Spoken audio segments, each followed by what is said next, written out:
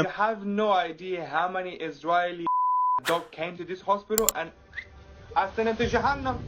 I literally sent him to Jahannam.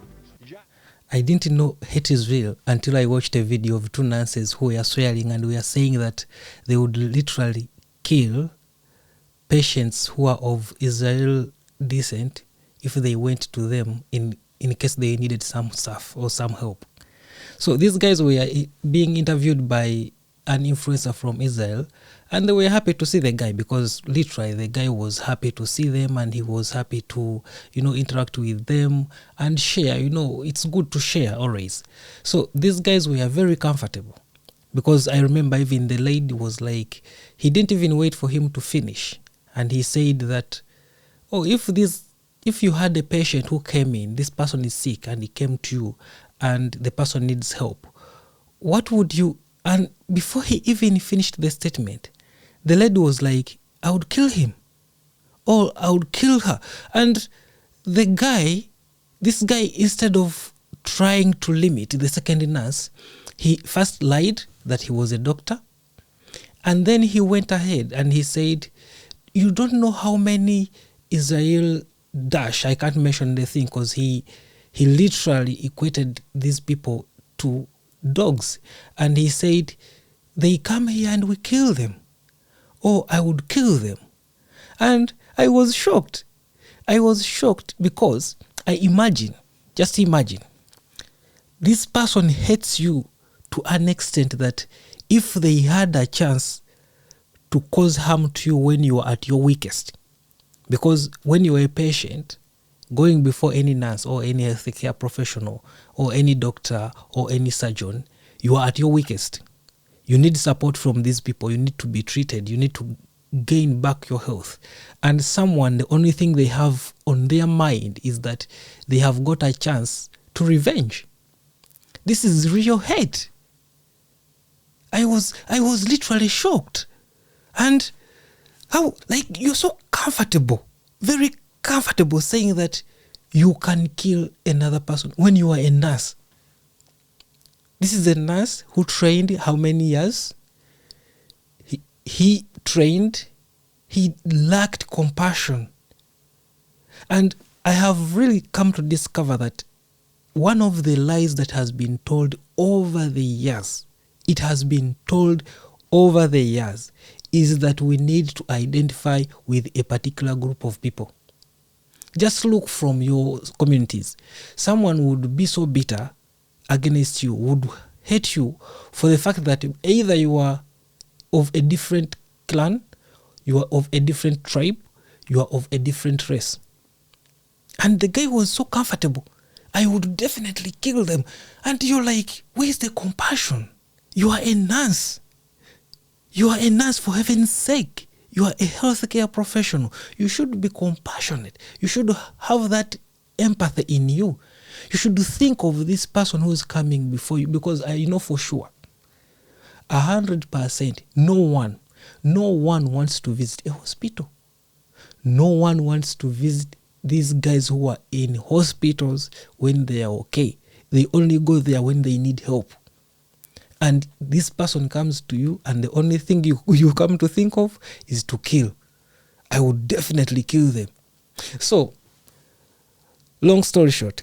So this guy was they received very big, coverage. So many people watched this clip. So many people were surprised the way he was. The government came out, the Australian government came out. I saw the health minister came out, Secretary of Health. They all came out and they were making statements. Our hospitals are supposed to be safe and secure. When you go there, be sure to receive the quality healthcare services that you should expect from people. And everyone was shocked. I've seen the Nurses Council of Australia, some people from the Nurses Council protesting that these people shouldn't practice. And they even went ahead, because I've seen that they were revoked, so they no longer have the ability to practice. Just imagine just a simple statement. It's not simple. Threatening to kill, it is not simple. So just a statement made within 10 seconds or 15 seconds, a statement can cost you things that you have worked for years and years and years. A simple statement like this. A statement based on hate. Now these guys, I am pretty sure, actually after some time, I think they have received a lot of backlash from people. And the guy apparently has been admitted. He has been admitted in an emergency department for mental health related issues. Now, here's the thing. Now, for you promised or you threatened to kill an Israel. Okay? Let us imagine now that you are being admitted. You are being admitted or you have gone into an emergency and you find a doctor or a nurse from Israel. Tell me, what would you do? This is ridiculous. For heaven's sake, who does that? Who goes on social media? Who goes for an interview? And all you have in your heart is hate. And this has caught my mind. I have a question. Where do we get this hate from? Where does this hate originate from? That's my question first. Because, when we are growing up, we are told that, you being a Muganda, you being of a particular tribe, those other people, they don't like you. Or some people bring it up to your face that you should hate a particular group of people. And they even describe the differences. There are people who are so smart. When they are raising children, they will describe the differences between you and another group of people. And they will tell you, see, look here. For us, we are smart. For us, we have this. For us, we are hardworking. And then they start pouring these stereotypes on a particular group of people.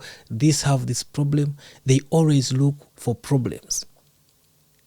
I remember some time back when I was graduating, that is in 2012, one of the oaths we took, and this was before a minister, the oath was to save life and alleviate pain. And when we were studying, we had a particular course. It was about ethics. And they talked about professional dilemmas and conflicts. And they said, you might have a dilemma. Let's say I don't like a particular group of people. So I have a problem with, literally I don't have a problem because I didn't create the problem in the first place. So the thing is, so this person comes before you and you have a conflict of interest. You don't want to attend to them because maybe you have a disagreement. And the guy said, it doesn't matter. It doesn't matter. You can choose to walk away. You can say, I'm not going to attend to you. I'm leaving. Another person will come and attend to you, which is okay. But then, if someone comes, it doesn't matter their job. It does not give any particular factor that I'm not going to attend to this person because of their job, because of their political affiliation. A healthcare system should accommodate any person at any particular point, because health is a universal basic need for everyone. Whether you are a politician or you are a farmer, when you go before a nurse or a healthcare professional, you are a patient.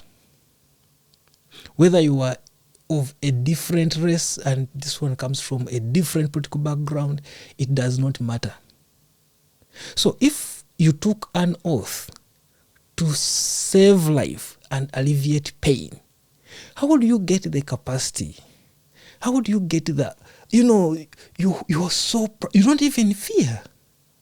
Then why did you take up a professional job like that? That is a noble field. Just imagine going before this person and this person has too much hate. The only thing they think about is, how can I unalive this person? How can I end this person's life? One time I was told that there was some doctors who used to end people's lives intentionally. And initially I was saying, when you're studying, there is this thing they put into you. They always try to put in the values that they expect you to abide by. And they always tell you this is a profession to save lives. Whether a nurse or a medical care profession, it doesn't matter. For as long as you are dealing with human health, what they always expected us to do is to make sure that we treat people with kindness. You have got an opportunity. These people forget that when you are there, you are a bridge between two. You are a bridge between this person's life and their grave. One mistake by your hands, is going to cost someone their life. Don't threaten to kill because you can definitely achieve it. It is something you don't joke about. And this guy was so comfortable. I was so shocked. And now, after receiving this popularity that maybe he needed so badly, and he got it, now he has fallen sick. And they rushed him to the hospital and he checked in, and now I imagine he was investigated by police, the healthcare professionals, the commission is investigating everything.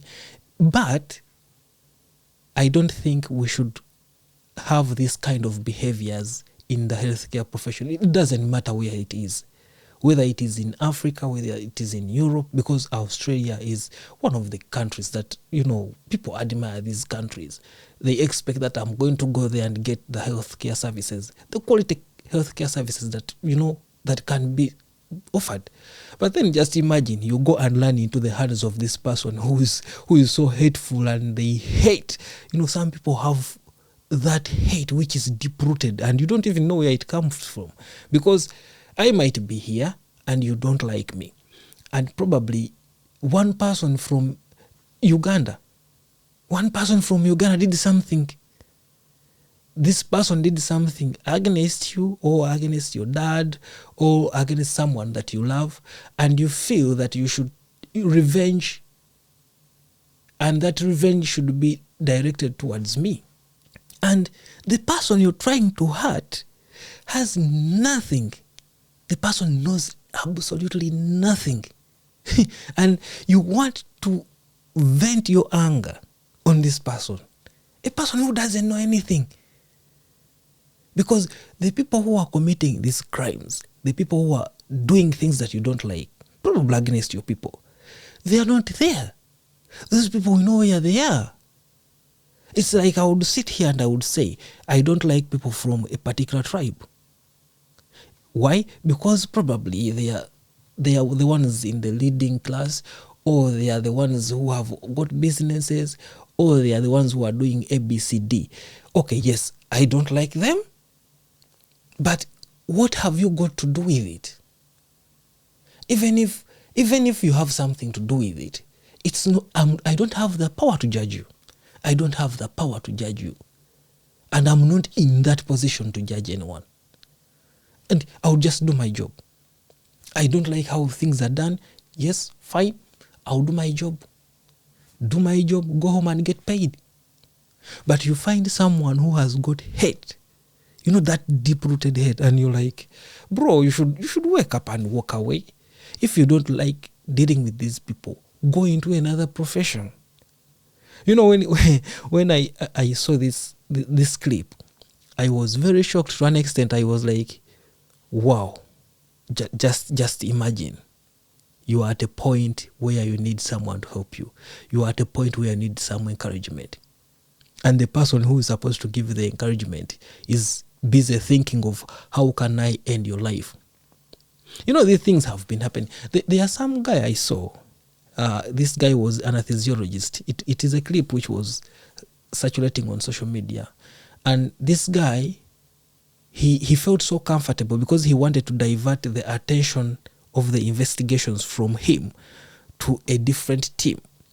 So this guy was intentionally altering the contents of the fluids that are used in theater. So because he was doing this, the theater team, they started receiving so many cases of people dying on the table. And they were like, what's happening? Because when you do an audit, you see that everything is going on well. Like, everything is supposed to be measured according to the, the standards they have, their operating, standards. And you would see that everything is going well. But then, why are people dying on the table?